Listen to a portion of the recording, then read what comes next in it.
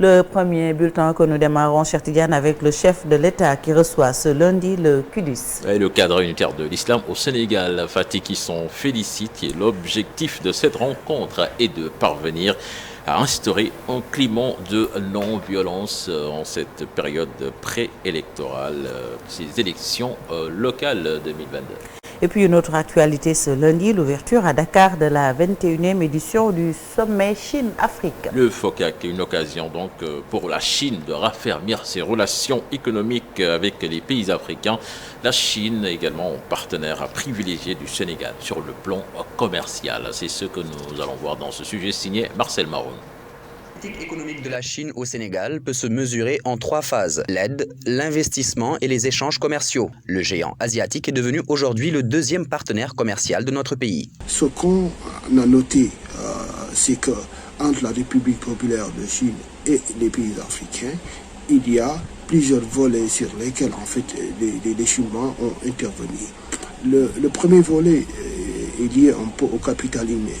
Aujourd'hui, le capital humain entre donc dans ce domaine d'activité-là, où vous avez 100 000 bourses d'études qui ont été offertes par le gouvernement chinois aux pays africains, et des bourses aussi pour les fonctionnaires locaux pour aller faire des stages de faire perfectionnement en Chine.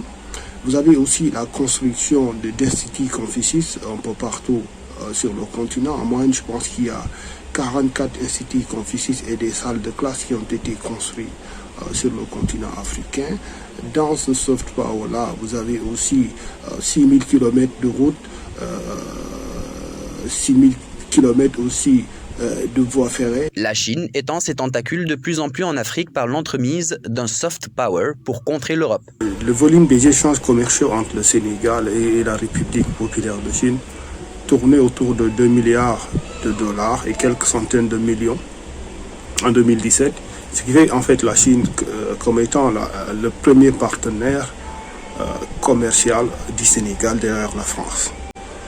Concernant l'investissement, le stock d'investissement a été mesuré autour de 250 millions de dollars en 2017.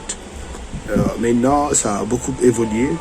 Et ça pourrait tourner autour de 300 millions de dollars. Après 21 ans de sommet organisés tous les 3 ans, l'Afrique devrait réfléchir à mieux tirer profit de sa relation avec la Chine qui, de l'avis de beaucoup de spécialistes, profite plus aux géants asiatiques.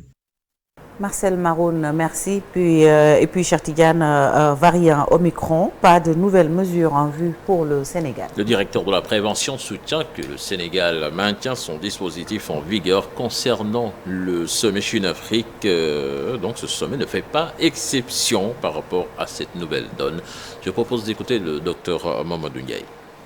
Il n'y a pas de nouvelles dispositions par rapport à ce nouveau variant. C'est des dispositions transversales qui restent globales dans le cadre de la lutte contre la COVID-19. Notamment, c'est indépendamment que ce qu'il y ait un variant ou non, c'est des mesures globales renforcées contre la COVID-19 à travers lesquelles on entrevoit notamment le renforcement de la surveillance par la détection des personnes à l'arrivée. La détection des personnes à l'arrivée, c'est soit sur la base d'un test Covid qui est censé être négatif pour pouvoir entrer, ou bien disposer d'une passe sanitaire. Voilà les éléments qui sont là. Mais pour l'instant, on n'a pas pris de mesures ciblées par rapport à tel ou tel pays. Ce sont des mesures globales.